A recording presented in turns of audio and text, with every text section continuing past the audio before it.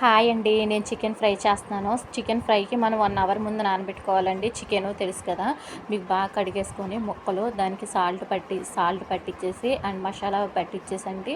మళ్ళీ ఇంకొకటి ఏంటంటే తెలుసు కదా కారం. మేమైతే కారం కొంచెం ఎక్కువ తింటామని కారం ఎక్కువ వేసాము.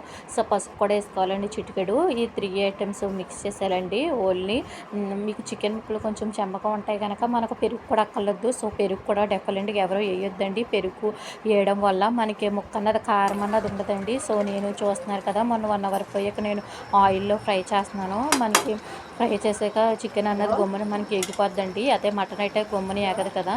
సో మీరే చూస్తున్నారు కదా, అప్పుడే చికెన్ మనకి కలర్ అన్నది గమ్మున ఎగిపోద్దండి. అందులోకి మనకి ఆయిల్ వేసని చూస్తున్నారు కదా ఒక స్పూను. ఎందుకంటే ఇది ఫ్రై వల్ల ఎక్కువ ఎగిపోతూ ఉంటుందండి మనకి.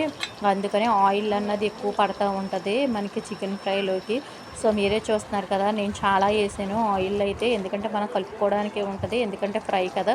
సో అందు గురించి అని మీరే చూస్తున్నారు కదా, చాలా బాగుంటుందండి. కొంచెం ఆయిల్ ఎక్కువ వేసుకోవాలి, ఎందుకంటే మనకి ఆయిల్ అన్నది పీల్చేసుకుంటుంది చికెన్ ఫ్రైలోకి. సో అందుకని మనం చాలా బాగుంటుందండి. 1 అవర్ ముందు నానబెట్టుకుని మనం ఫ్రిడ్జ్లో పెట్టుకుని తర్వాత మనం వేసుకోవాలి, ఎందుకంటే ముక్కలు పట్టించేయాలండి. అన్నీ నేను చెప్పిన ఐటమ్స్ అన్నీ మసాలా అండ్ సాల్ట్ అండ్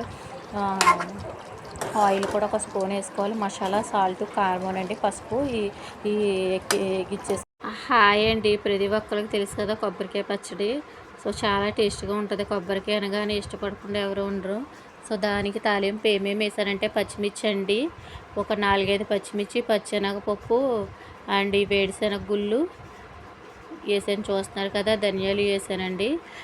ఏంటంటే కొబ్బరి చట్నీ చాలా టేస్ట్గా ఉంటుంది అండ్ మన టిఫిన్లోకి బాగుంటుంది. మనం సాంబార్లో కలుపుకుని ఒక కొబ్బరికాయ పచ్చడి మనం తినొచ్చు. చాలా టేస్ట్గా ఉంటుంది. చాలా బాగుంటుందండి కొబ్బరికాయ పచ్చడి అన్నది. కొబ్బరికాయ అన్నది కూడా మనకి చాలా బాగుంటుంది. మనం కొబ్బరి పాలే కాదు, కొబ్బరి నీళ్ళే కాదు, ఇంకా కొబ్బరిలతో చాలా యూజ్ చేసుకోవచ్చండి.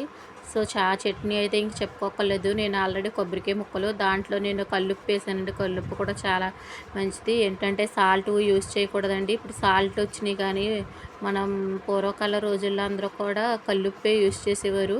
సో మీరే చూస్తున్నారు కదా, మనకి కలర్ అనేది కొంచెం చేంజ్ అవ్వాలి. మనకి నాన్ స్టిక్లో ఫ్రై చేయడం వల్ల ఆయిల్ అన్నది తక్కువ లాగుతుందండి. మనకి ఏంటంటే అది అడుగు అన్నది పట్టదండి. మనం తిప్పుతూ ఉండాలి, ఎందుకంటే మనకి అడుగు అన్నది పట్టకుండా ఉంటుందండి. మాడిపోవడం లాంటిది ఉంటుందండి మలమాలు తిప్పడం వల్ల. సో మీరే చూస్తున్నారు కదా, కానీ ఈ రకంగా చేసుకున్నారంటే కొబ్బరి చట్నీ చాలా బాగుంటుందండి. అసలు తినేకొలది మీకు తినాలనిపిస్తుంది, అంత బాగుంటుంది. మనం చేసుకునే విధానం బట్టి ఉంటుంది. అండ్ వెల్లుల్లిపాయ కూడా వేసాను, చింతపండు కూడా వేసానండి. మీరే చూస్తున్నారు కదా లైవ్లో. చింతపండు కూడా వేసుకోవాలండి. చాలామంది పులుపు ఎక్కువ తిన్న వాళ్ళు కొంచెం పులుపు ఎక్కువ వేసుకోవచ్చు, తక్కువగా తిన్న వాళ్ళు తక్కువ వేసుకోవచ్చండి. సో అప్పుడే మనకి కొంచెం వేగిపోయినాయి కొబ్బరికాయ ముక్కలు చూస్తున్నారు కదా. సో ఇవి కూడా ఉన్నాయి కదా. నేను ఆల్రెడీ కొబ్బరికాయ తురుము కన్నా ముక్కలే కోసేసానండి. నేను తురుము అంటే టైం పట్టేస్తుంది కదా అని. సో మీరే చూస్తున్నారు కదా, ఇవి ఆల్మోస్ట్ ఎగిపోయి వచ్చినాయండి. ఇప్పుడు నేను మిక్సీ గిన్నెలోకి తీసేసుకున్నాను నేను అన్నీ కూడా. ఇప్పుడు అది చల్లారిపోయాకండి అప్పుడు మిక్సీ పట్టేసి ఫస్ట్ మనకి ఇప్పుడు శనగపప్పు పచ్చెనగపప్పు వేయించుకోవాలి. తర్వాత ఈ కొబ్బరి ముక్కలు అండ్ ఉప్పు చూస్తున్నారు కదా వేసేయాలి. ఇవి